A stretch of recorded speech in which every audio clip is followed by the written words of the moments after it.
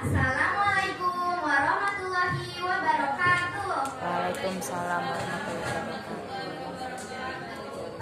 Perkenalkan, nama saya Puanika Muntaza dari SD Sukating 7. Hari ini saya akan menceritakan legenda Timun Emas. Dahulu di Jawa Tengah, hiduplah seorang janda tua. Ia bernama Mborondo. Mborondo hidup sendirian. Ia ingin sekali memiliki seorang anak. Suatu hari, Mborondo sedang mencari kayu di hutan. Ia duduk sambil beristirahat dan mengeluh. Seandainya saja aku memiliki seorang anak, maka beban hidupku agak ringan karena ada yang membantuku. Tiba-tiba bumi bergetar. Bum, bum, bum. Muncul raksasa bertubuh besar. Wajahnya menyeramkan. Mborondo takut melihatnya. Ha, ha, ha. Hai Mborondo, kamu menginginkan anak ya? Aku bisa mengabulkan keinginanmu. Benarkah itu raksasa? Benar, tapi ada syaratnya. Kalau anakku sudah berusia 16 tahun, kau harus menyerahkannya kepadaku. Ia akan dijadikan santapanku. Baiklah raksasa, aku tidak keberatan dengan syaratmu. Raksasa itu memberikan sejumlah biji mentimun. Lalu Mborondo pulang ke rumahnya dan menanam biji mentimun itu di halaman belakang rumahnya. Setiap hari Mborondo menyirami biji mentimun itu. Ajaib, 2 minggu kemudian biji mentimun itu berbuah lebat. Buahnya sangat banyak. Di antara sekian banyak buah, ada satu buah mentimun yang sangat besar. Warnanya kekuningan. Jika terkena sinar matahari akan berkilau seperti emas. Mborondo sangat tertarik dengan buah mentimun itu. Lalu ia memetiknya dan membawa pulang ke rumahnya. Setelah sampainya di rumah, Mborondo mengambil pisau dan membelah buah mentimun itu dengan hati-hati. Ajaib, ada seorang bayi perempuan yang cantik.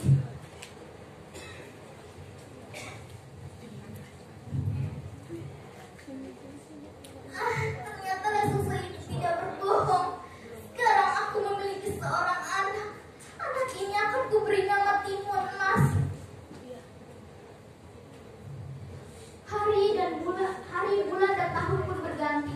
Timun Emas tumbuh menjadi gadis jelita. Mborondo sangat menyayanginya. Suatu hari, Mborondo dan Timun Emas akan pergi ke hutan untuk mencari kayu.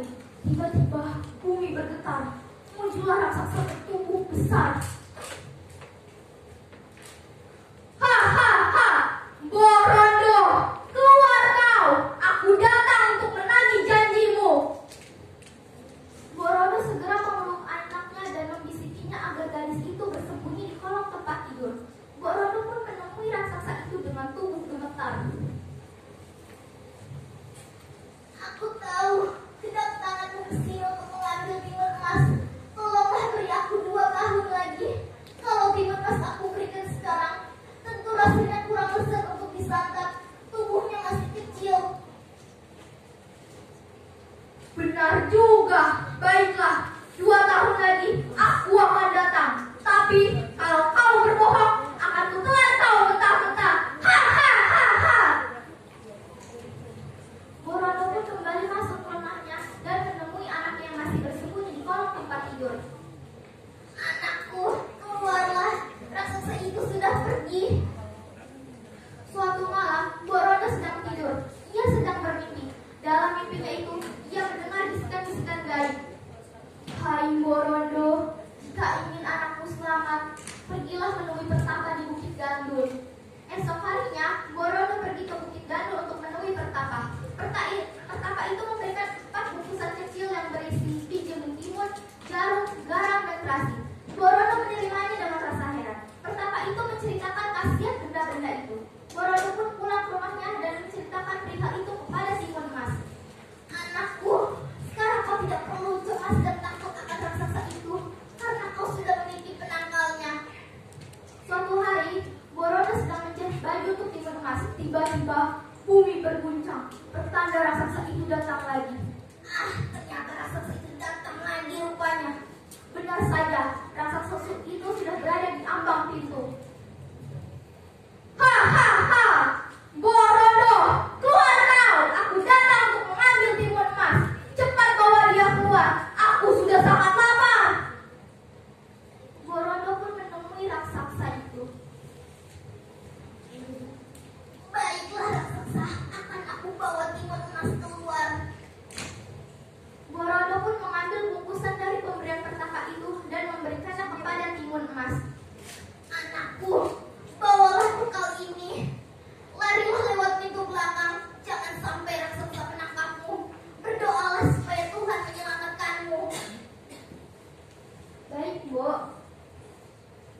Tidak lama kemudian raksasa itu sudah memanggil Borondo. Borondo, mana timun emas? Maafkan aku raksasa. Ada apa? Ternyata timun emas telah pergi. Apa kau bilang? Maafkan aku. Kurang ajar kau. Mengapa kau tidak bilang dari tadi? Dengan marah raksasa itu melihat sekeliling.